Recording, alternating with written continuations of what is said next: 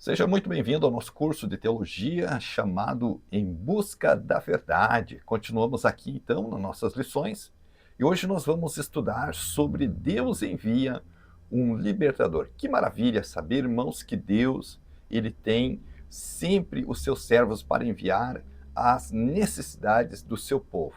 Aqui nós vemos que Israel ele está cativo durante 230 anos dentro do Egito, escravizado, passando o aperto ali, mas Deus, ele não abandona o seu povo e ele envia então Moisés. A Bíblia diz que na época que Moisés nasceu, havia um decreto de Faraó que todas as crianças do sexo masculino deviam de ser mortas, porque Faraó tinha ouvido falar que Deus ia levantar entre os hebreus um libertador.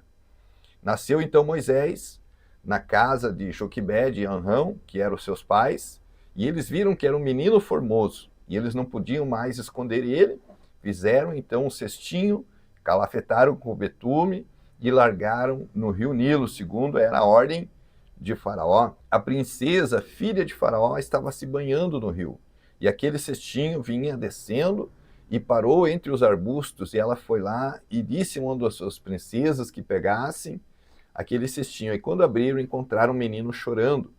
Miriam, a irmã mais velha de Moisés, acompanhava o cestinho de longe, e quando ela viu que a princesa pegou o cestinho, ela correu até a princesa e disse: "Você não quer que eu chame uma das hebreias para que crie o menino para ti?" E a princesa então disse: "Vai, faça isso." Ela foi lá e chamou a própria mãe de Moisés, e ela foi paga para criar o menino até ele estar desmamado. E eu creio que esse período que a mãe de Moisés criava como o seu filho, como filho da princesa, filha de Faraó, ela instruía Moisés, ensinava Moisés acerca do Deus de Israel, acerca do seu povo, falava quem ele era, falava da sua identidade.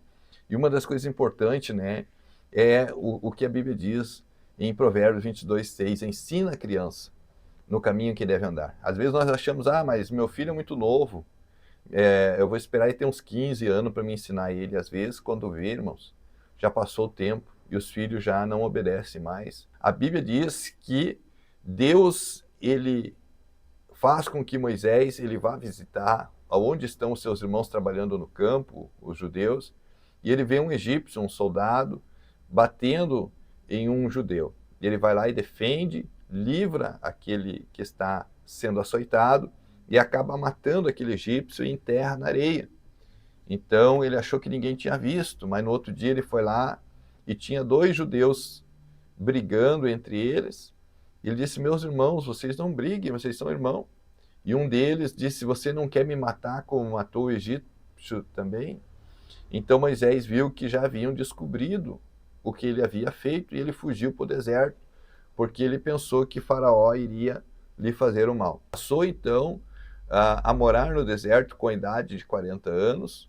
Moisés casou-se, teve filhos, e a Bíblia diz que um dia ele se tornou pastor de ovelhas no deserto. Deus apareceu num arbusto para Moisés, em chama de fogo, em um pé de árvore.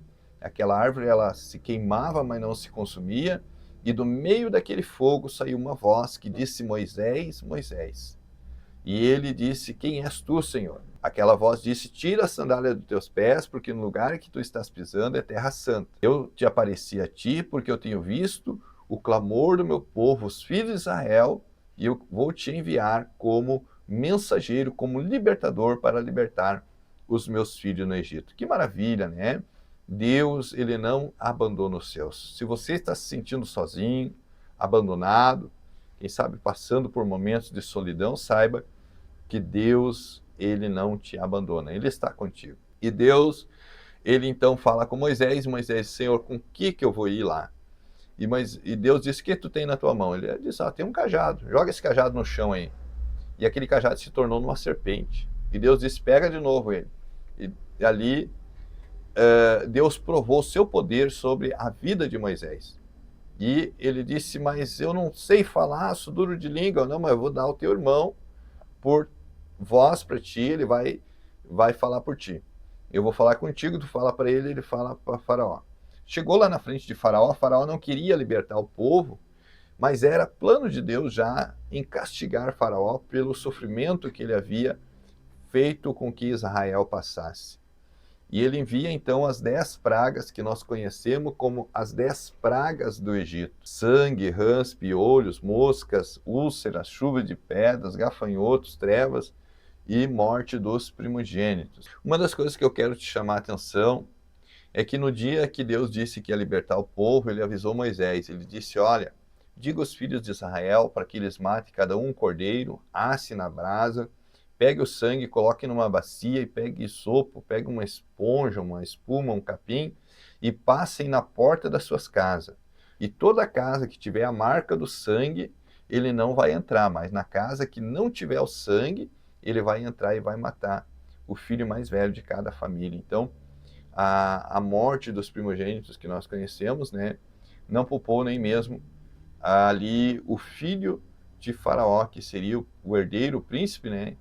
Então, naquilo ali, o Faraó libertou o povo e permitiu que eles saíssem do Egito através do poder que Deus demonstrou na vida de Moisés.